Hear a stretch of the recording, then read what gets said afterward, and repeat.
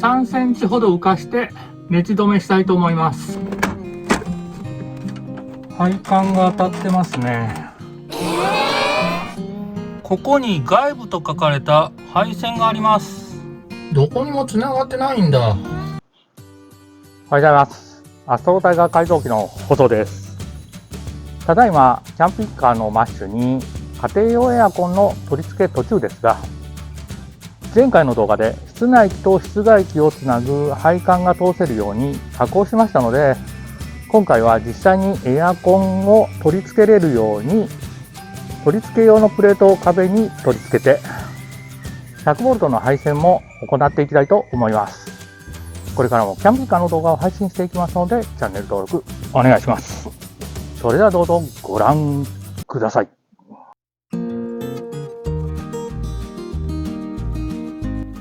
エアコンを取り付けた後にドレンホースを下に通そうと思ってますので、壁にぴったしではなく少し開けて取り付けたいと思っています。後ろに配管を通すスペースも必要です。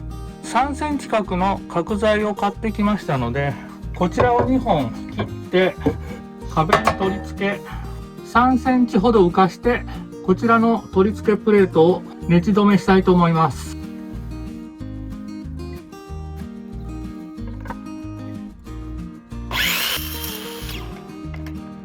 上の角材を一番上に取り付けたいのですが、少し出っ張っているのでこのままではまっすぐ取り付けできません。こちらは 2.5 センチ角です。 2.5 センチ角の角材を切ってきました。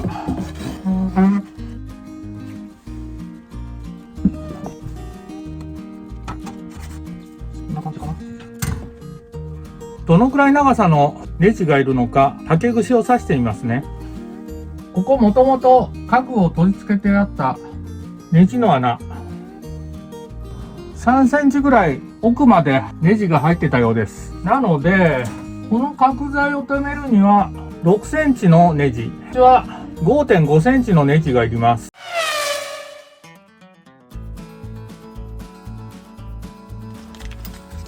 角材を取り付けるためのネジを買ってきました。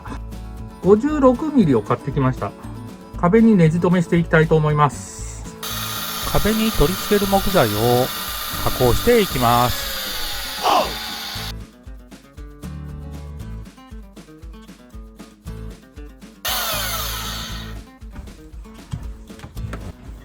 木材を加工してきました。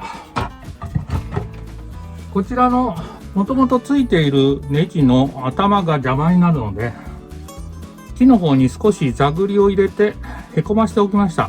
こことここは配線を通すための溝も作ってあります。角材を取り付けます。壁が硬くて全然ネジが入っていきませんので、下穴を開けておきます。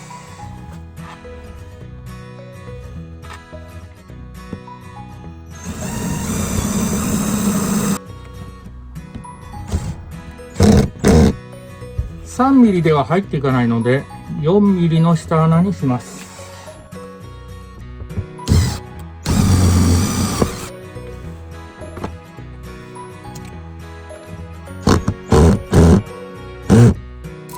幅を測ってプレートを真ん中に取り付けます。約85、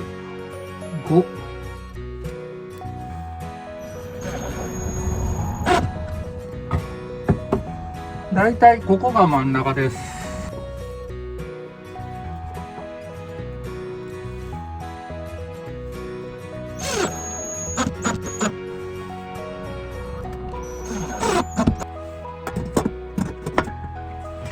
だいたいこんな感じになる予定です。だいたいこんな感じですかね。もう一本ここに木材を追加してこのプレートを取り付けてからエアコンを取り付けたいと思います。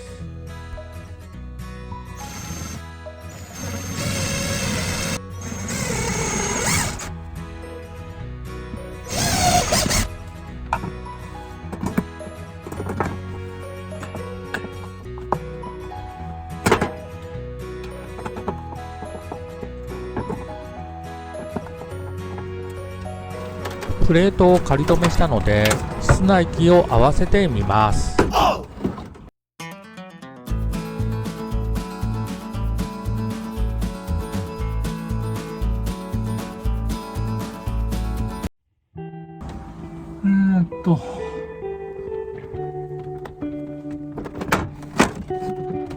ょっと配管が当たってますね。3ミリ手前に浮かしたんですが、ここの配線が配管に当たってしまってうまくいきません。エアコンの配管に当たらないように配線を奥に押し込んでみます。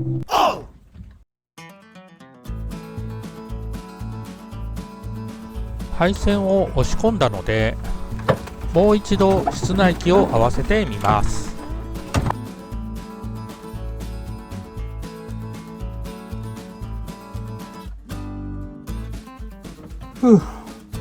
だいたいこんな感じですかね。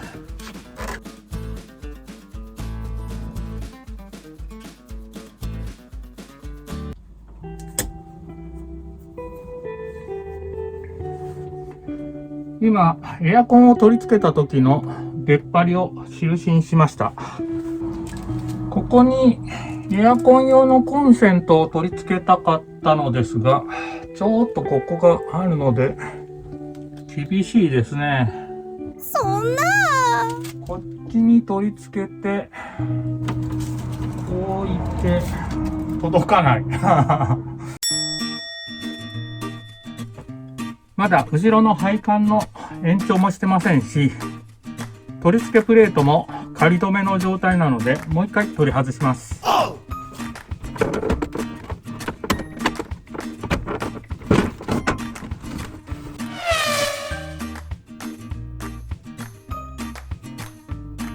はい。昨日仮合わせして位置を確認しましたが、問題なさそうなので、こちら今引っ掛けてるだけですが、しっかり止めていきます。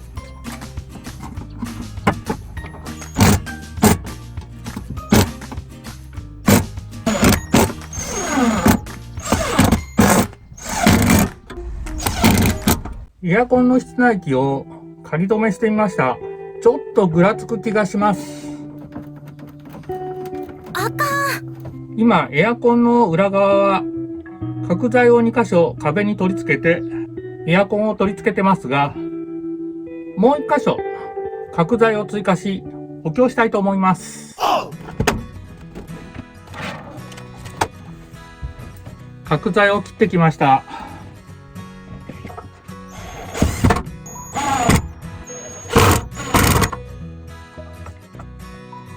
下も固定したので室内機を合わせてみます。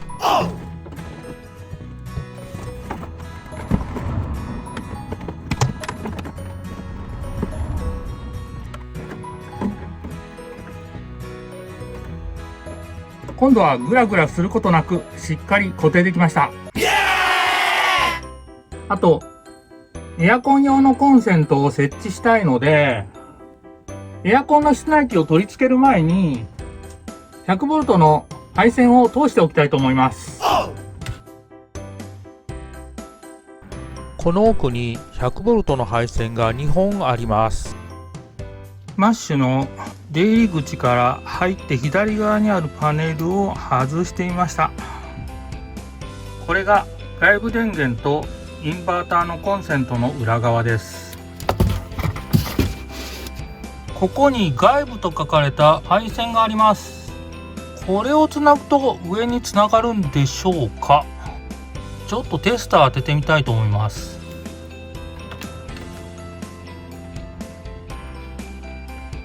どこにもつながってなかった 100V の配線の被膜を向いてテスターにつなげました。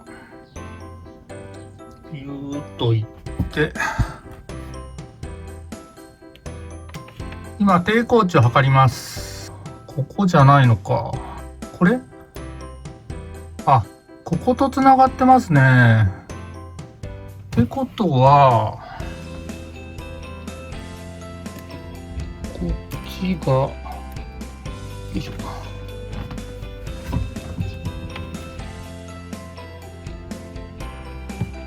こですか。ああ、ここですね。ってことは、さっきの配線を外部コンセントに挿せば、こちらの 100V の配線に外部電源が流れるということですね。はい。やったね。しかしこの配線は一体何なんでしょう。多分この下につながってるんですが、キッチンの横の配線ですが、どうもキッチンの下のここって 100V の端ですよね。これ何もつながってないみたいです。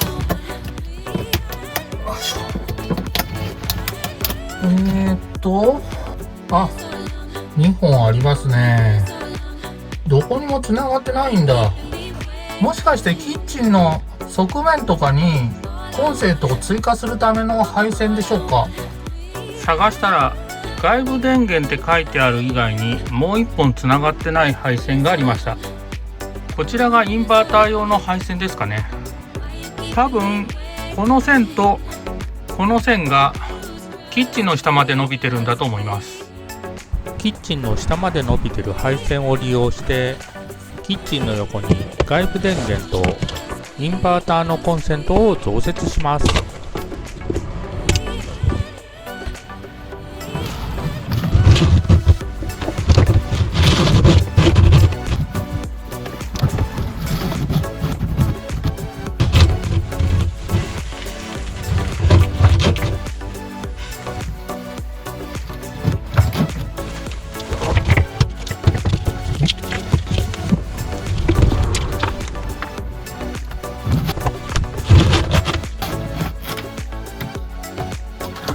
エアコン用のコンセントを増設するために、さらに配線を引っ張り、室内機の下まで配線を下ろします。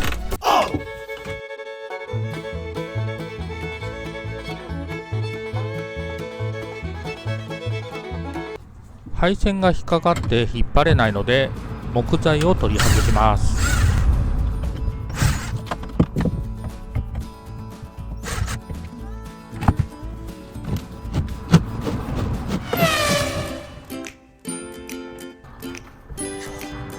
はい、100V の配線が完了しました。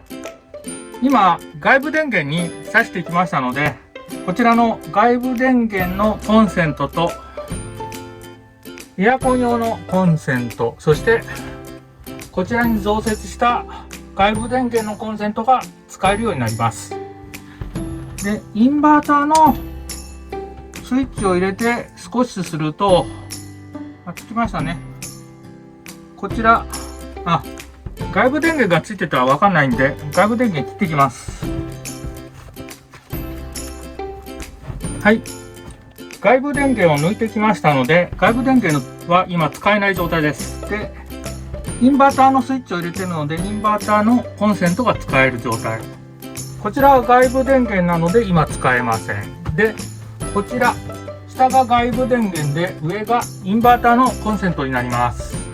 これでエアコンは外部電源で使用でき、キッチンでインバーターか外部電源を使用して IH ヒーターや電気ケトルを使用することができます。はい、エアコンの室内機の位置が決まりました。キャンピングカーの出入り口の上なので、頭が当たらないようにギリギリ上になるように取り付けました。それから 100V のコンセントをどうしようか迷ったんですが、こちらに取り付けることにしました。後でここに板を取り付ける予定です。キャンピングカーのマッシュにはこの奥に 100V の配線があったんですが、全然電気が流れてなくてちょっとよくわからなかったんですが、こちらの出入り口の左側のパネルを外してみたら、全くつながってない配線が2本あったので、そちらをこの外部電源のコンセントとインバーターのコンセントにつなぎ、途中切ってこちらのコンセントまで伸ばしました。さらに配線はなぜかキッチンの下に伸びてましたが、全くつながってなかったので、引きずり出して、こちらに外部電源とインバーターのコンセントを追加することにしました。これでキッチンで IH コンロや電気ケトルが使えるようになります。エアコンの室内機の位置が決まりましたので、次回は室内機と室外機を配管と配線でつなぎ、中古で購入したエアコンがしっかり動くかどうか確認したいと思います。今回の動画は以上になります。いつもいいねとコメントありがとうございます。これからも頑張って動画配信していきますので、チャンネル登録お願いします。最後までご視聴いただきありがとうございました。中古で購入したエアコン、ちゃんと動くといいんですけど、大丈夫ですかね。